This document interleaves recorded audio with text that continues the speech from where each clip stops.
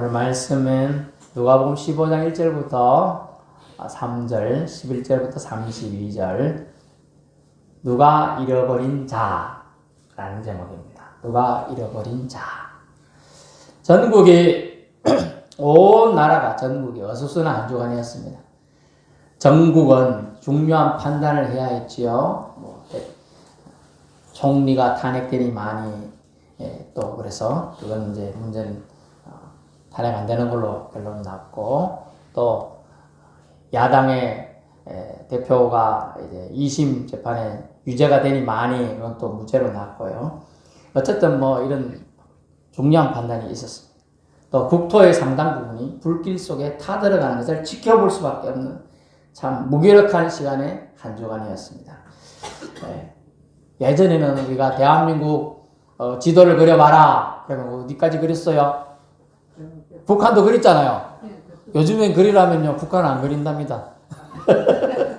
외국인들 우리나라에 와서 사는 이제 귀화하고 뭐 이렇게 사는 외국인들 우리나라 지도 그려봐라 하면 남한만 그린답니다. 그래서 그런 안타까움들이 느껴져요. 참 무기력한 시간들 속에서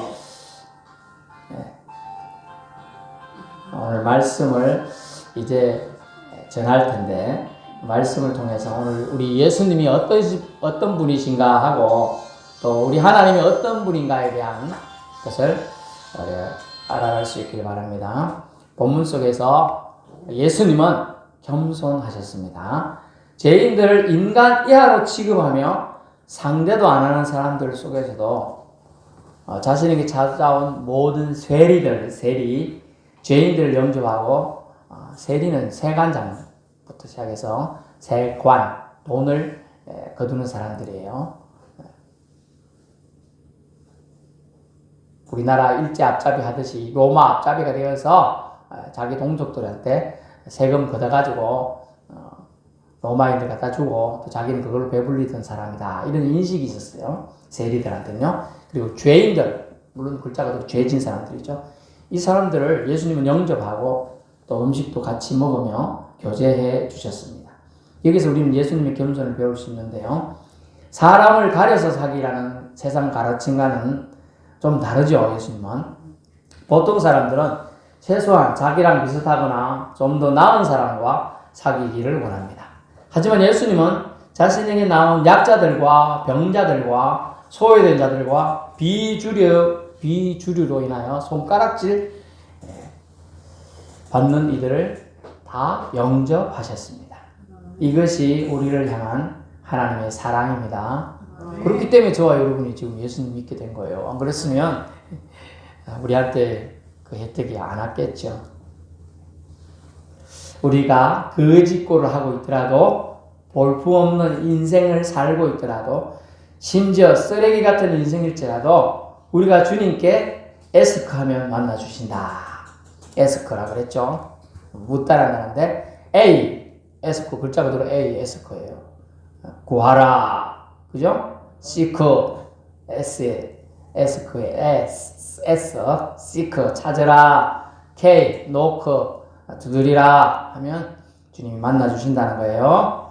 우리가 주님께 에스크해야 한다. 구하고 찾고 두드리는 신앙이 우리를 성숙해 한다는 걸 여러분 믿을 수 있기 바랍니다. 여러분 찾아와야 만나는 거예요. 주님이 문 노크할 때 문도 열어줘야 돼요. 우리도 주님께 노크를 해야 돼요. 묻지 않는 건 아주 잘못된 행동이에요. 다윗이 하나님과 늘 동행하며 어디 가든지 전쟁할 때 승리하였더라, 그런 말이 있는데 왜 그러냐 하면 늘 그는 물었어요. 주님, 오늘은 이 블레셋 군대를 앞으로 전면으로 해서 싸울까요? 아니, 뒤돌아가라. 하나님, 이번엔 전쟁 어떻게 할까요? 뽕나무 위에서 걸음 걷는 소리가 나가던 그때 공격해라. 이런 것까지 하나님이 살살 일러줘요. 왜? 틈나는 대로 하나님한테 물었어요. 여러분, 하나님은 물론 이제 위대하고 강하시고 무섭고 두렵고 그런 하나님 이미지도 있겠으나 우리 하나님은 따라해서 나의 아버지십니다. 저도 아버지가 무서워서 별로 말을 하고 싶지 않았던 분인데 그렇지만 이제 우리 하나님 아버지는 영혼의 아버지. 내 모든 문제를 알고 계시죠? 예, 알고 계셔요. 방법도 알고 계셔요. 내 온 육체, 머리 정수리부터 발끝까지 어디가 막히는지 이것까지 하나님은 다 알고 계십니다. 예, 그렇기 때문에 하나님께 아뢰어야 문제가 해결돼요. 그러면 우리는 지혜로운 하나님의 자녀들이 되어야 합니다. 그런 사람들은 주님께 잘 물어요. 묻는 것이 결국 지혜임을 알 수가 있습니다. 오늘 본문에 주님은 겸손하시고 차별 없으신 예수님의 은혜가 오늘 나타나고 있습니다. 저 같으면 자기를 싫어하는 자들한테 상종을 안 해줄 것 같은데 예수님은 그들도 만나주시고 계세요. 그리고 세상 사람들이 손가락질하면 나도 저 속에 있으면 같은 부류로 취급받으니까 그들을 만나지 않아야 될 것 같은데 오늘 예수님은 세리들도 만나주시고 죄인들도 만나주시고 심지어 영접해요. 어이구 무서워라. 예수님은 제자들과 같이 다니지만 자기가 직접 못 만나도 제자들이 한 12명이 댕기면서 뭐라고요? 소문을 듣고 와서 옮기죠. 아니 저 사람한테 평이 안 좋은데 저 사람 보면 만나주지 마이소. 이런 것도 있겠죠? 없어요? 저 있던데 전도하러 가니까 저 사람 평이 안 좋으니까 저 집에 가서 전도하지 마라 이런 말도 있던데 그런 말도 있어요. 뭐 그런 말도 돌려요. 그런데 예수님은 그런 거 신경 안 쓰고요. 다 만나주셔요.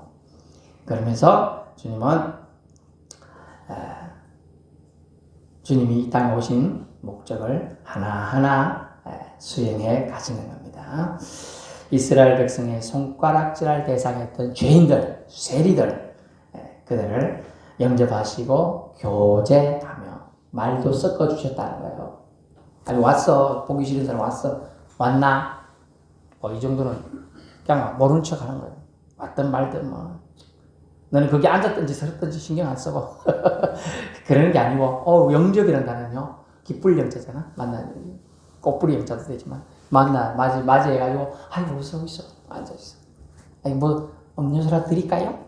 이러면서 갖다 드리는 최소한 그리고 뭐 어느 정도 물 씻을 물까지 줄 정도 되면 발 씻을 물까지 될 정도 손도 씻을 물도 줄 정도 되면 아주 영접하는 거예요. 이쪽 지역에 그죠? 네.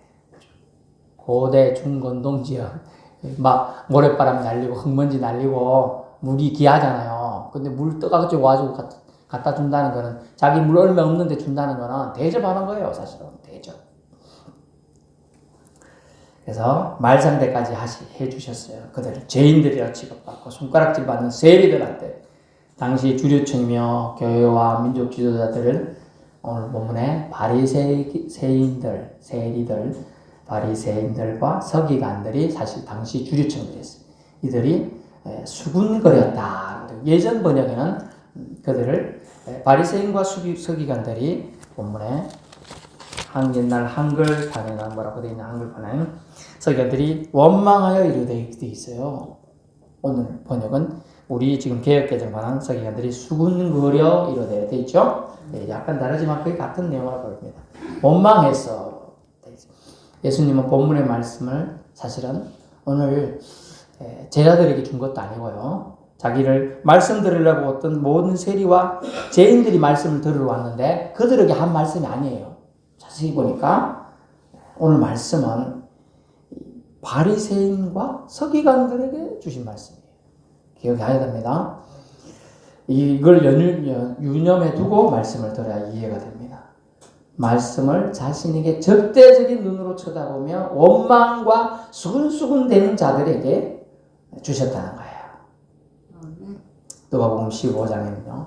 오늘 세 가지 비유가 나오잖아요. 양 비유, 잃어버린 양, 잃어버린 동전, 잃어버린 아들 비유가 세 가지가 나오는데 오늘 주로 볼 내용은 잃어버린 아들 내용이 되겠습니다.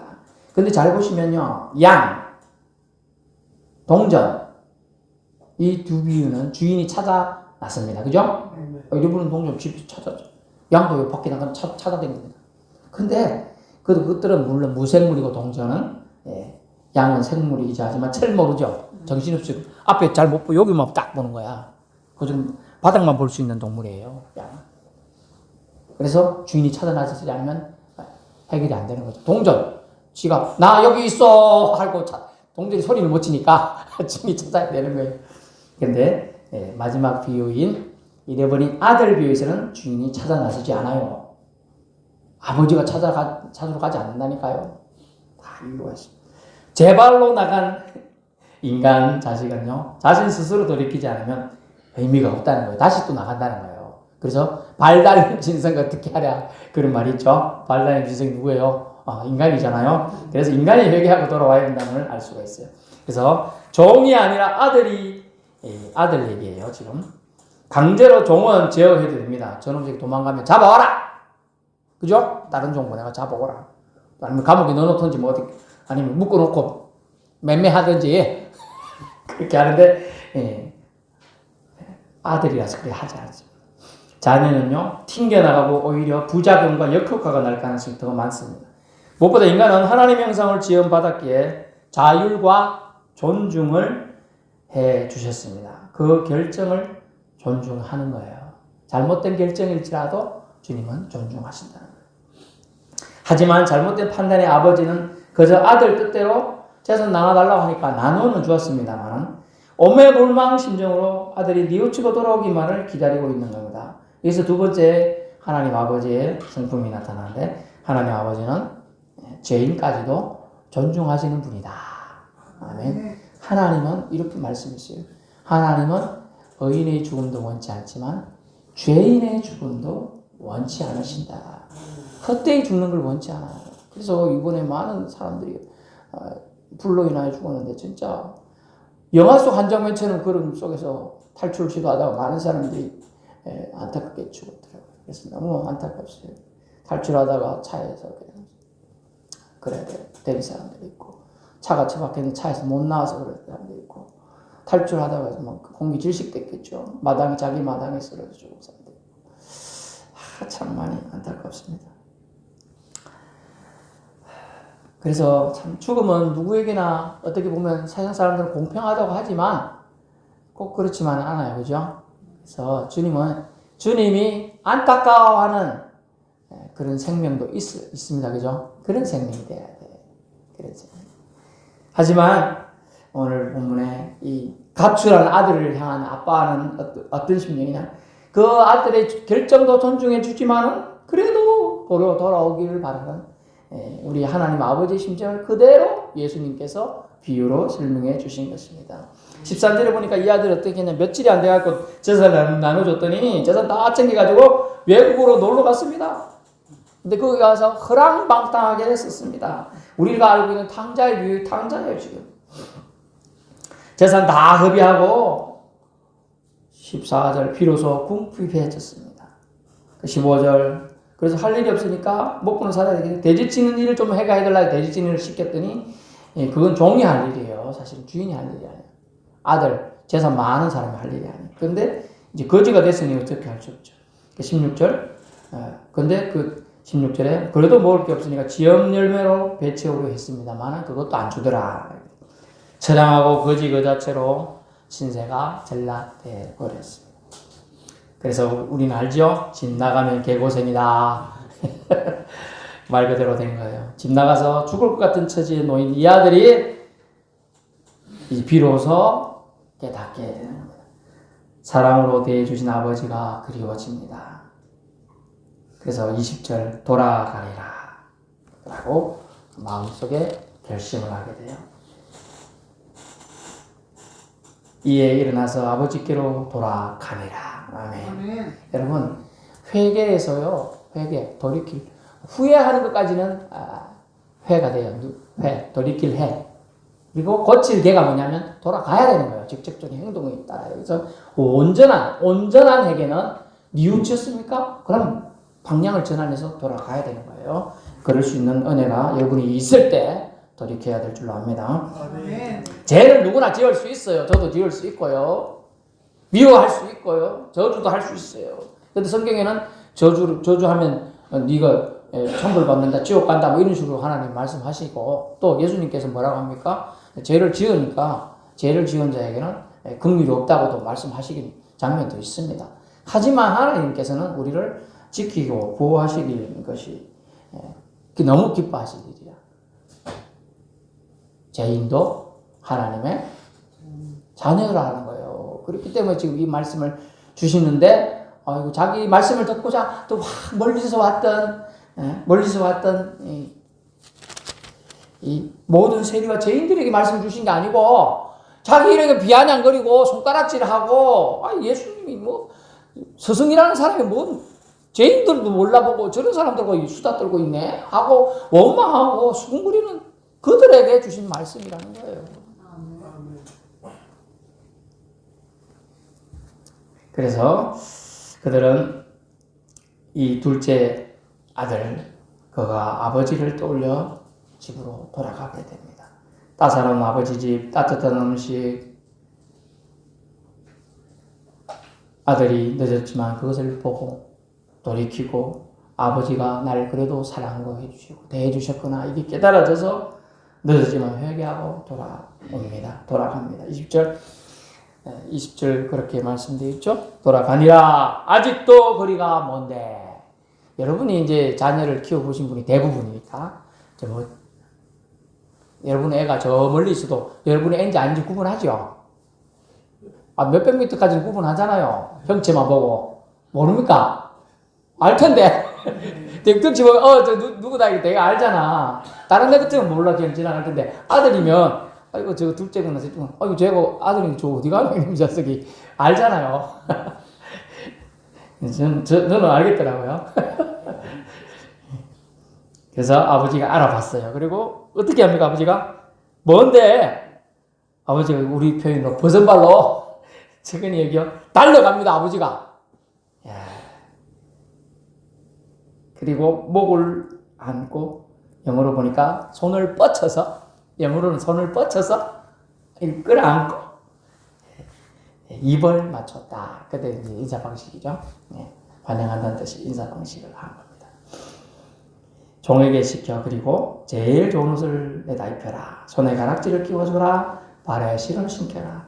살진 송아지를 잡고 우리가 잔치하고 즐기자 하고 아무 기뻐하는 장면이 나오게 됩니다. 반면 들에서 마다들이 이제 돌아오고 있습니다. 밭에서 일을 열심히 하다가 돌아옵니다. 근데 집 근처에 오니까 집에서 나는 것 같은데 풍악 소리가 들리고 춤추는 소리가 들립니다. 고리가 뜨세요. 좋은 일인가 싶어서 종에게 물습니다. 당신의 동생이 죽었다가 돌아온 것처럼 죽었다고 생각했는데 돌아왔다고 합니다. 그래서 아버지가 너무 기뻐서 잔치를 잡았다고 해요. 잔치를 벌인다고 합니다. 그리고 송아지를 잡았어요. 살찐 송아지. 그런데 이게 어찌 된 일입니까? 맏아들이 지금 뼈를 통해 아빠가 설명하는데 아버지가 딴 데 쳐다보고 있어요. 화가 났어요. 화가. 영어로 부르니까 angry. 화가 났어요. 화가. 노가 발했어요. 여러분, 보통 아버지가 아들한테 화를 내잖아요. 근데 여기 성경에는 아들이 아버지한테 화를 내는 거예요. 근데 잘 보면요, 재산을 나눠줄 때 잘 보면 각각 나눠줬다 돼 있어요. 그죠? 큰아들한테 재산 안 준 거 아니에요. 다 줬다니까요. 그때 당시 풍습은 큰아들은 2몫입니다. 항상 2몫을 주게 돼 있어요. 2배 더 받았어요. 사실은 있는 거 없는 게 아니에요. 사실 다 화낼 이유가 있을까요, 없을까요? 이미 재산도 자기도 다 받았거든. 없어요. 근데 맏아들이 아버지께 화를 내고 있어요. 잔치집에 들어가자. 그러니까 안 들어갑니다. 아버지가 나와서 그날한테 지금 그러는 거예요. 맏아들이 화가 났어요. 볼멘소리를 아버지가 공평치 못하고 동생을 편애하는 것이 맞습니까? 창녀와 같이 아버지 재산 다 없애버린 이 동생이 왔다고 해서 이렇게 환대하는 것이 맞습니까? 하고 화를 내고. 맏아들은 아버지가 아니죠. 맏아들은 맏이지만 아들일 뿐이에요. 그죠? 우리가 아버지의 심정을 알아야 돼요. 아버지의 심정으로 자녀를 품으면 아들이 잘 될 줄로 믿습니다. 여러분이 아버지, 엄마들이 만약에 엄마의 심정으로 자녀를 품으면, 또 손주를 품어주면요, 그들이 결국은 잘 되게 되어 있습니다. 그게 기본상 하나님 우리에게 주신 품성이에요.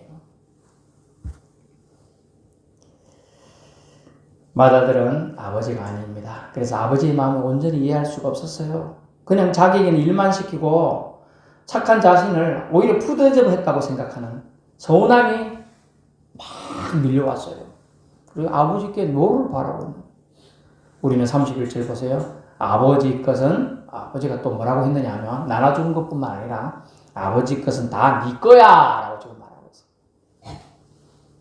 Everything I have is yours 이라는 영어 단어인데 내가 갖고 있는 건 다 네 거야 라고 지금 얘기했어요. 내가 가진 모든 건 다 네 거야 라고 지금 얘기하는데도 아들이 마음 풀리지가 않아요.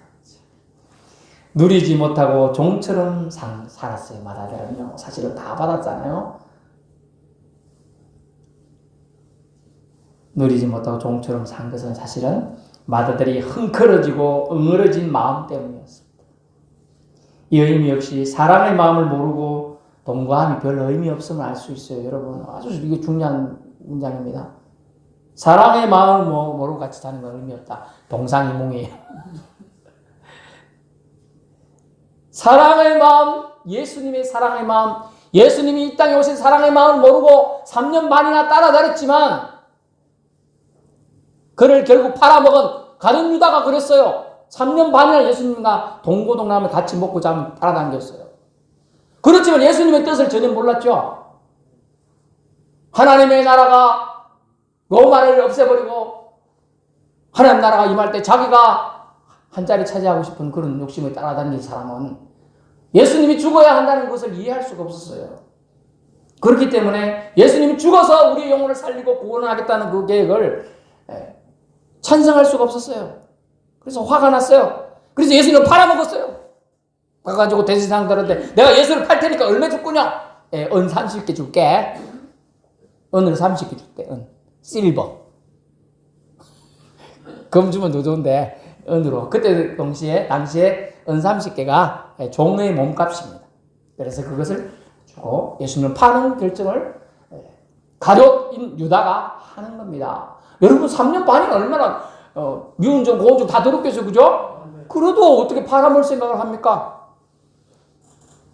하나님 아버지 즉 예수님의 뜻을 몰랐기 때문에 자기 뜻에 안 맞으니까 자기 뜻에 예수님 부응하지 못하니까 예수님이 자신이 도구가 될 줄 알았는데 안 되니까 그런 결정을 하는 거예요.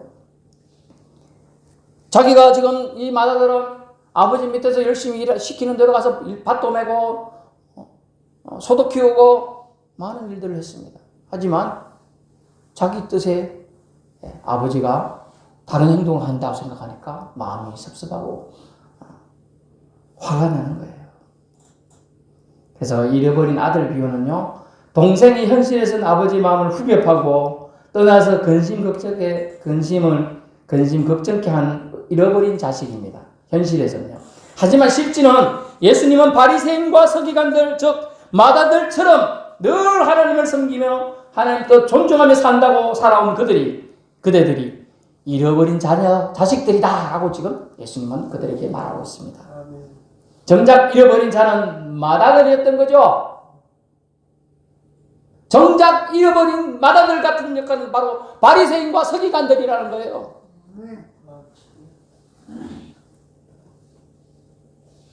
아버지의 사랑의 참 마음을 모르고 종처럼 아버지 눈치만 보고 살았다는 게 이 마다들의 한계였습니다. 아버지의 진심을 몰랐어요. 아버지께 다 내 거라는 걸 몰랐어요. 이래도 아버지 눈치 보고 이랬어요. 지금 제대로 안 하면 아버지가 또 뺏어갈까? 이런 생각을 했다는 거예요.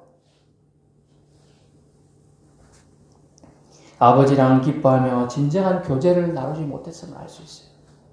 여러분 자녀들이 몇 명 키워보는 분들 있겠지만 자기랑 마음 맞는 아들들이 있을 거예요. 안 맞는 아들도 있고. 근데 참다운 교제를 하면요. 애들 눈빛만 봐도 알잖아요. 제가 어떤 때 미리 되는지 어떤 때 눈을 내리깔고 있는지 다 봐도 알잖아요. 아버지랑 기뻐하며 진정한 교제와 평화관계가 되지 못했습니다. 이 마다들은. 그래서 아버지의 명령과 재산에 묶여서 사랑을 놓치고 살았던 거예요. 오늘 결론 말씀드리는 주님은요, 잃어버린 자들을 위해 오셨습니다. 소외되고 약하고 병들고 어둠에 눌린 자들을 구하기 위해 오셨죠. 바리새인 서기관들은 그런 하나님 백성 자녀가 아닌가요? 그들도 하나님의 백성과 자녀이지요. 그래서 그들에게 주님은 오늘 자기를 향하여 수군거리고 입술을 찔룩찔룩하고 눈을 흘기며 원망의 눈초리로 째려보는 그들을 향하여 주님은 이 맏아들 잃어버린 아들 비유를 통하여 그들에게 경고하며 회개의 기회를 주시고자 하는 거예요. 질투 때문에 바리새인아 서기관들아 너희들 질투 때문에 구원을 놓치고 말 것이다. 예수님께서 낮아지셔서 겸손하셔서 인간에게 오시고 낮은 자의 친구가 되어주신 것을 기억해야 한다고 지금 말하고 있는 거예요. 우리도 낮은 자의 친구가 되어 주어야 합니다. 회개할 것 없다고 예수님을 정죄하러 온 자리 바리새인과 서기관들이지만 예수님은 오히려 너희가 잃어버린 바 된 아들들이라고 얘기해 줍니다. 맏아들이 화를 가지고 노를 가지고 하나님을 대하지 말고 나를 위해 아버지가 말씀을 주셨구나 하고 겸손히 말씀을 받으라는 것입니다. 우리는 모두 하나님의 자녀입니다. 먼저 된 자는 먼저 되었다고 교만할 거 없습니다. 나중된 자는 은혜 입었다고 교만할 거 없습니다. 그저 은혜일 뿐입니다. 우리 입술에서 감사와 은혜의 말만 나와야 될 줄로 압니다. 자신이 하나님을 원망하는 수군거리는 자, 잃어버린 자임을 깨닫고 믿음을 회복하길 예수님은 이 바리새인과 서기관들에게 원하셨습니다. 예수님은 맏아들 비유를 통하여 알려주셨습니다. 우리는 사실 모든 것을 가진 자예요. 왜냐하면 우리가 예수님 안에 들어와 있기 때문입니다. 우리가 예수님의 소유된 백성이기 때문입니다. 그러면 우리는 부족한 것이 없죠. 그렇기 때문에 우리는 걱정, 염려 다 주님께 맡기는 주님의 권속들이 된 줄로 압니다. 그래서 질투할 필요 없어요. 내 삶에만 충실하면 되는 거예요, 사실. 이 바리새인과 서기관들은 예수님이 인기를 몰이를 하고 많은 사람들이 몰려와가지고 예수님에게 와가지고 이러니까 하고 저와 오는 걸 그러니까 질투의 심정으로 갔던 거예요, 사실. 그러나 주님은 그들을 향해서 회개의 기회를 주고자 지금 말씀을 베풀어 주신 거예요. 형식만 있고 아버지를 섬기는 형식만 있고 진정으로 아버지의 마음을 모르는 자보다 일시적으로는 아버지의 마음을 후벼 팠지만 아버지의 마음을 깨닫고 돌아오는 자녀가 되어야 된다는 거죠. 우리 예수님께서는 아버지의 마음을 아셨기 때문에 인간이 되어 이 땅에 오시고 인간이 되시어 우리 사람들을 구원하시기 위해 십자가에 못 박혀 죽으셨던 거예요. 그 희생이 헛되지 않도록 하기 위해서 우리는 어떻게 해야 됩니까? 우리는 잃어버린 자로 살아서는 안 되겠습니다. 예수님이 찾아낸 자가 되어야 되겠습니다. 예수님은 우리는 세상에서 불러내서 찾아낸 거예요. 우리를 세상에서 구별해서 구원받아 천국 가거라 불러내신 거예요. 그러므로 우리는 순수한 믿음, 구원의 첫 감격을 다 소유해서 하나님 사랑의 행복함을 누리면서 저와 함께 여러분 같이 천국으로 다 들어갈 수 있기를 축원합니다. 기도하겠습니다.